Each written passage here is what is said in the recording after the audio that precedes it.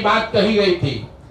कुल यहाँ पर 50 लाख से ज्यादा ऐसे दलित महादलित परिवार हैं जिनको ये इसका योजना का लाभ मिलना चाहिए था।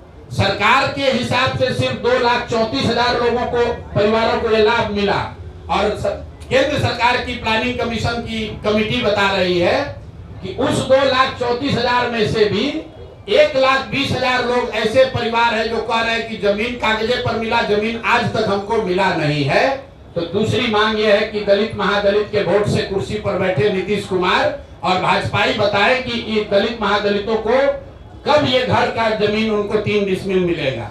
और तीसरी बात, तीसरी एक बड़ी यहाँ पर राजनीति की जा रही है भूमि सुधार, भूमि सर्वे के नाम पर। आप में से कई लोगों को ध्यान होगा भूमि सर्वे का काम यहाँ पर 2013 से शुरू किया गया है। जो पूरे देश में भूमि सुधार के दूसरे राज्यों में अनुभव है, उसके आधार पर अभी तक का रहा है कि 2 से 5 वर्ष में राज्य सरकारें इस तरह का भूमि सुधार, लैंड डिजिटाइजेशन सर्वे का काम पूरा कर लेती है।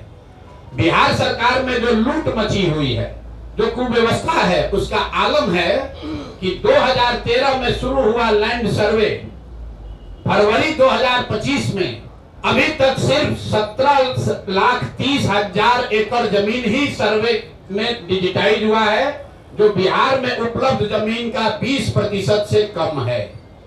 5 वर्ष में 20% से कम जमीन का सर्वे के जरिए डिजिटाइजेशन हुआ।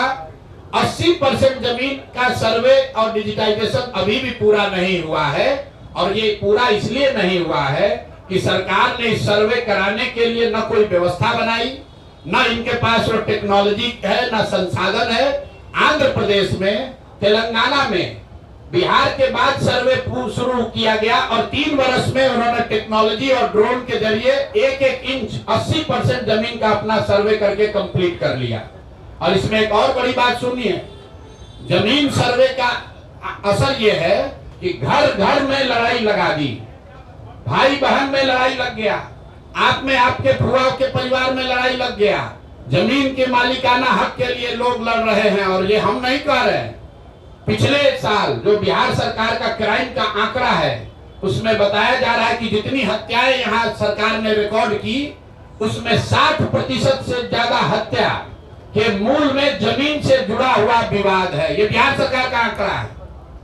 फिर से मैं रिपीट कर रहा हूं, ये जमीन का सर्वे शुरू हुआ है 2023 से।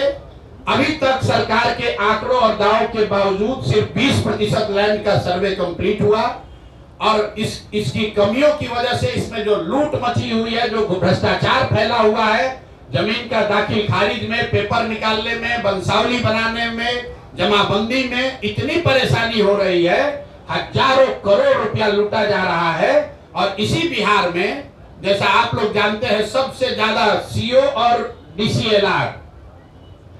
डीसीएलआर वगैरह का पोस्टिंग के लिए खुलेआम 30 लाख, 40 लाख, 50 लाख रुपया, देखिए सारे पत्रकार लोग मोड़ी हिला रहे हैं, हाँ भैया बात तो ठीक है, 25 से 50 लाख रुपया लेकर पोस्टिंग की जा रही है। तो ये जो सर्वे शुरू हुआ है, ये अंचलाधिकारियों को और राजस्व से जुड़े हुए पदाधिकारियों के द्वारा धन उगाही का नया उद्योग शुरू किया गया है। तो जन स्वराज परिवार 3 मांग रख रहा है। एक, कि जातीय जनगणना के आधार पर, उसके नाम पर राजनीति करके समाज को बांटने लड़ाने वाली जनता वाली सरकार, उस पर व्हाइट पेपर जारी करो और 1 महीना में बताओ कि आरक्षण पर क्या हुआ। दूसरा, 94 लाख परिवारों को किस दिन 2 लाख रुपया दोगे और उन 40 लाख होमलेस परिवारों को 1,20,000 रुपया कब दिया जाएगा। हम लोग की दूसरी डिमांड है कि 3 डिसमिल जमीन जो महादलित समाज को मिलनी चाहिए थी, दलित महादलित समाज के लोगों को, जिनका वोट लेकर नीतीश कुमार इतने दिन से बैठे हुए हैं, अब वो दलित महादलित परिवार चला जाने के लिए तैयार नहीं है। अगर 1,20,000 से कम परिवारों को ही 3 डिसमिल जमीन मिली है, तो 48 लाख से ज्यादा परिवारों को 3 डिसमिल जमीन कब मिलेगी। और इसमें यह भी बता दूं कि अभी सरकार के आंकड़ों के हिसाब से करीब 25 लाख एकड़ जमीन, जिसमें सीलिंग के नाम पर जब्त की हुई करीब 11.5 लाख एकड़ जमीन और विनोबा आंदोलन, भूदान आंदोलन में मिली हुई 7 लाख एकड़ जमीन जिस पर स्वागत है। जैसा कि माननीय भारती जी ने बताया कि बिहार में जो पिछले कुछ वर्षों से राजनीति चल रही है, इसमें विपक्ष में कोई नहीं है। 2 दल सत्ता में होता है और तीसरा दल जो है वो वेटिंग में रहता है कि हमारा नंबर कब आएगा, नीतीश जी का कब मिजाज पलटेगा और पलटकर हमको सत्ता में भागीदार बना लेंगे। इसी के नजरिए से मुझे लगता है और जनसुराज के लोगों को लगता है कि हम लोगों को अपना दल बनाने, समाज में जनसुराज की परिकल्पना और विचार को पहुंचाने के साथ साथ जो विपक्ष की भूमिका है, जनता से जुड़े हुए मुद्दे हैं, उसको भी बहुत मजबूती से उठाने की अब जरूरत है।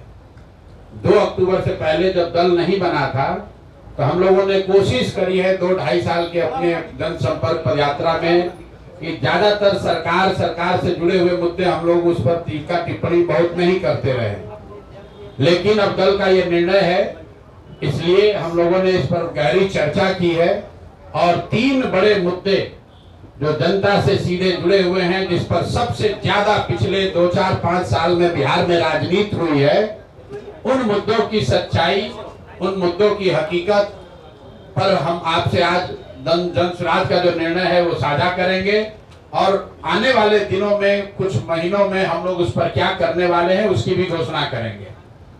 तो पिछले 2-3 साल में सबसे ज्यादा राजनीतिक रोटी यहां सेकने की कोशिश की गई है जातीय जनगणना के नाम पर।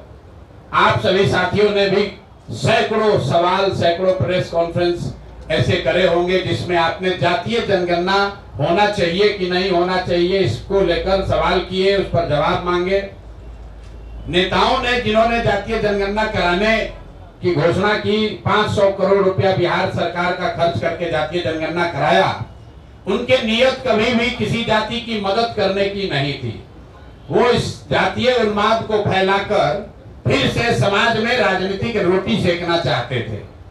ऐसा इसलिए हम कह रहे हैं कि अब आपके सामने आंकड़े रख रहा हूं कि जातीय जनगणना में क्या निकल कर आया और 2 बरस करीब 18 महीने हो गए जातीय जनगणना के। रिपोर्ट 2 अक्टूबर 2023 को प्रकाशित किया गया। 7 नवंबर 2023 को विधानसभा के पटल पर यह रिपोर्ट रखी गई और 22 नवंबर 2023 को नीतीश कुमार ने, तब तेजस्वी यादव के साथ जो सरकार चला रहे थे, मिलकर जातीय जनगणना के आधार पर 5 बड़ी घोषणाएं की। अब उनकी हकीकत आप देख लीजिए। जातीय जनगणना में सरकार ने यह माना कि 34% से ज्यादा लोग बिहार के गरीबी रेखा से नीचे आज भी रह रहे हैं, लेकिन यह महत्वपूर्ण आंकड़ा नहीं है। महत्वपूर्ण आंकड़ा यह है कि 30-35 साल से सामाजिक न्याय की राजनीति करने का दावा करने वाले लोग, इनके शासन के बाद भी जब जातीय जनगणना का रिपोर्ट आया उसमें बताया गया कि 5% से कम, मैं फिर से रिपीट कर दे रहा हूं कि 5% से कम दलित और अति पिछड़ा समाज के 5% से कम लोग ही 12वीं क्लास पास करते हैं बिहार में। जिन लोगों ने रिपोर्ट बनवाया उन्होंने पढ़ा भी नहीं। सिर्फ 5% से भी कम दलित और अति पिछड़ा समाज के लोग 12वीं क्लास पढ़ते हैं। आरक्षण की लड़ाई लड़ने की बात करने वाले लोग 35 साल के बाद 0.93% अति पिछड़ा समाज के लोग आज सरकारी नौकरियों में हैं। 2 बरस पर इस पर कोई चर्चा नहीं हुई। तो जब नीतीश कुमार ने 22 तारीख को इसकी घोषणा की कि इस रिपोर्ट के आलोक में हम लोग क्या क्या करेंगे, तो एक चर्चा उन्होंने की जिसकी आप लोगों ने भी जिसको फॉलो अप किया कि आरक्षण की सीमा को 50 से बढ़ाकर 65 या 75 किया जाएगा। इसका हम लोग रिकमेंडेशन केंद्र सरकार को भेज रहे हैं। तो मैं अब पहला मांग ये कर रहा हूं नीतीश कुमार से कि भैया केंद्र में भी तुम्हारी सरकार है और राज्य में भी